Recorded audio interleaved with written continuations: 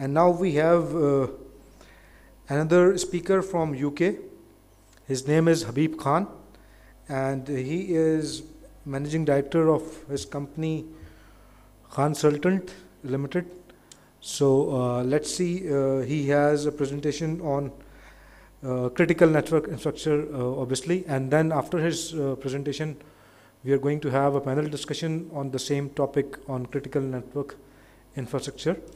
And Habib as well as Shafiq, who just presented, and the one who is about to present, they both are going to be available in the panel discussion as well. So if you have any questions out of their presentations, you can pose those questions afterwards during the panel discussion as well. So let's start with this presentation from Habib Khan from Khan Consultant.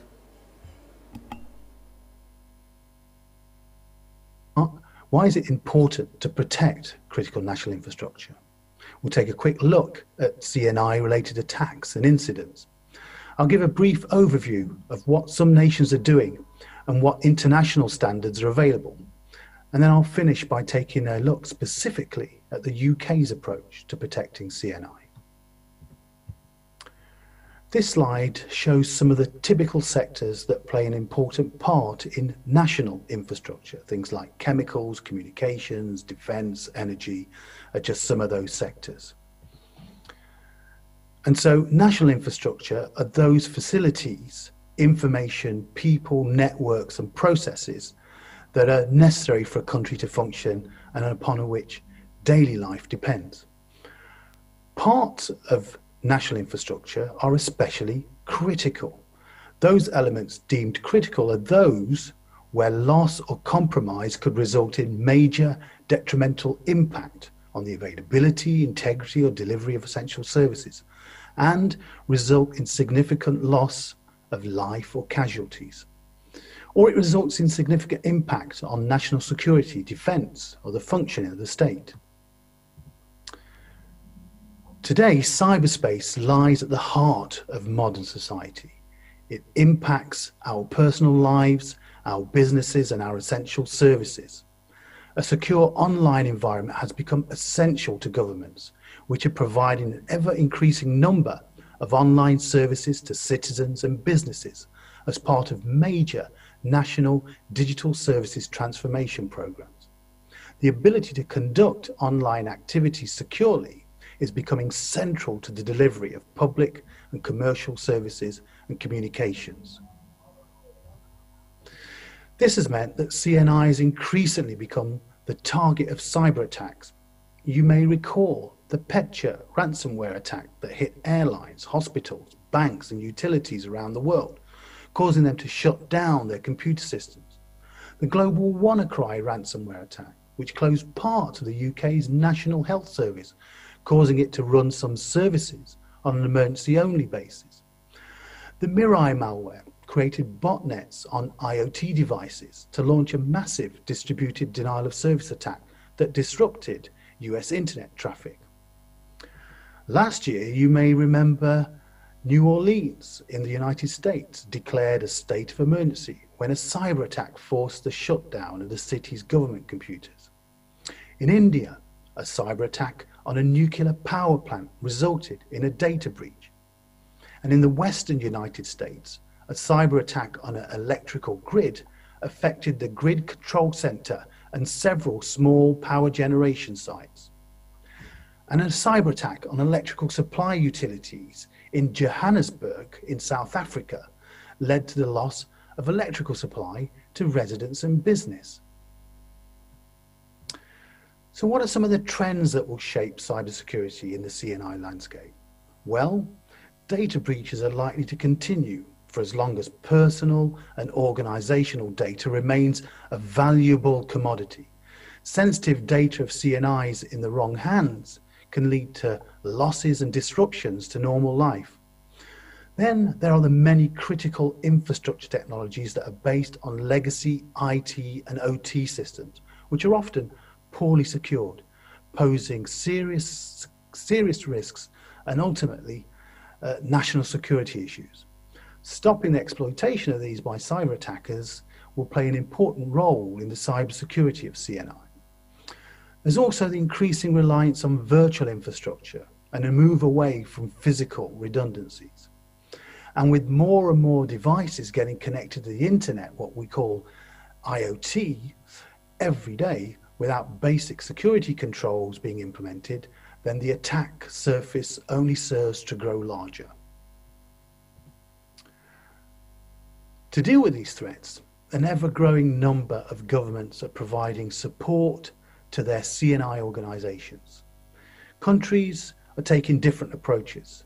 Some countries require CNI organizations to implement cybersecurity standards through mandatory requirements, whilst others are providing guidelines and frameworks. In Australia, for example, the Australian Cyber Security Centre, which is part of the Australian Signals Directorate, leads the Australian government's efforts to improve cybersecurity. The Critical Infrastructure Centre, located within the Department of Home Affairs, works with owners and operators to identify and manage the risks to Australia's critical infrastructure. And in the US, the Department of Homeland Security and the Critical Infrastructure Cyber Community, known as C3, along with NIST and its various frameworks and standards, like NIST's Improving Critical Infrastructure Cybersecurity Framework, are working together to provide CNI guidance and support. In Korea, the National Security Office has devised a national security strategy.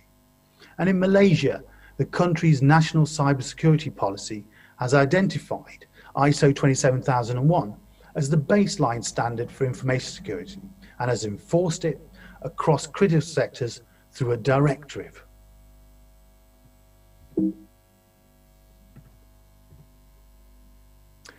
There are no shortage either of internationally accepted security standards. While standards are not a silver bullet in critical infrastructure protection, however, their implementation can establish a set of controls that contribute and build better resilience. Typically, cybersecurity standards support the capabilities of preparing, protecting, responding, and recovering from cyber attacks. Some of the common cyber security-related standards being implemented globally include the ones that are listed on this slide. All of these aim to provide effective security guidance through requiring the use of a variety of measures to detect, deter, and delay any attack, so that CNI organizations develop a multi-layered approach that includes technology, physical, and people security. Almost all the national frameworks share similar common core principles. And by way of example, let's finish off by taking a look at the UK approach to CNI protection. In the UK, the government set up in 2017 the National Cyber Security Centre to act as a unified source of advice and support on cybersecurity. The NCSC is the single point of contact for the private and public sectors in the UK. And in 2018, a European directive on the security of network and information systems, known as NIS, became UK law and places requirements on companies and organizations that are providing essential services in a number of critical national infrastructure sectors. The directive is specifically concerned with security and resilience of network and IT systems. As many cybersecurity incidents have proven, CNI systems can be an attractive target for malicious actors, and they can also be susceptible to disruption through single points of failure. The magnitude, frequency, and impact of security incidents is increasing, as many of us know. So the successful management of cyber-related risks to CNI is based on the same fundamental principles that underpin effective cyber risk management more generally. However, an integrated approach is needed, which combines the established good practices of both IT security and the safety communities. In the UK, organisations can apply a set of cybersecurity and resilience principles developed by the NCSC, aimed at helping an organisation achieve and demonstrate an appropriate level of cyber resilience in relation to certain specified essential functions related to CNI. These principles are designed to be equally applicable to both IT and OT operational technologies. The goal is to achieve cyber resilience, which refers to an organization's ability to maintain the correct operation of its essential functions, even in the presence of adverse cyber events. The guidance is written primarily in terms of outcomes to be achieved rather than a compliance checklist or a set of prescriptive rules.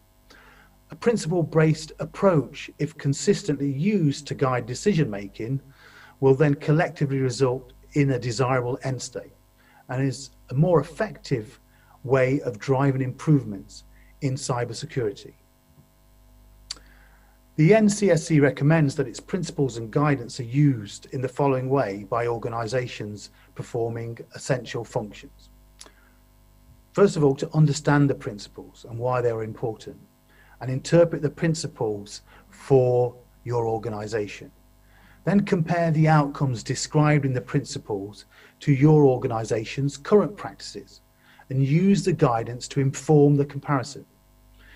Identify any shortcomings and understand the seriousness of those shortcomings using your organizational context, and then prioritize. And then implement, prioritize remediation and use industry guidance available to inform those remediation activities. I'll finish now by providing an overview of the 4 objectives and 14 principles that the NCSC guidance covers as an example of CNI cybersecurity guidance that's available.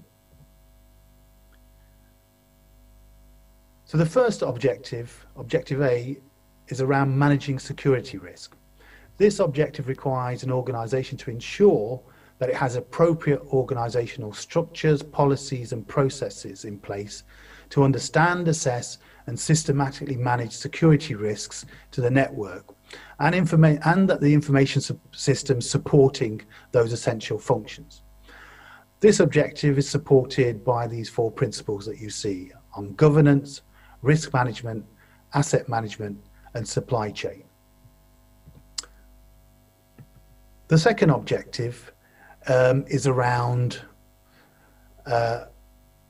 protecting against cyber attack. This objective requires an organization to ensure that it has proportionate security measures in place to protect the network and information systems that are supporting essential functions from cyber attack.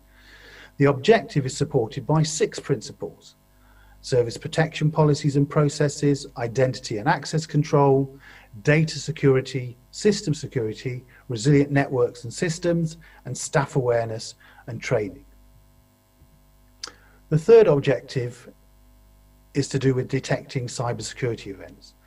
This objective requires an organization to ensure it has the capabilities that exist to ensure security defenses remain effective and to detect cybersecurity events affecting or with the potential to affect essential functions.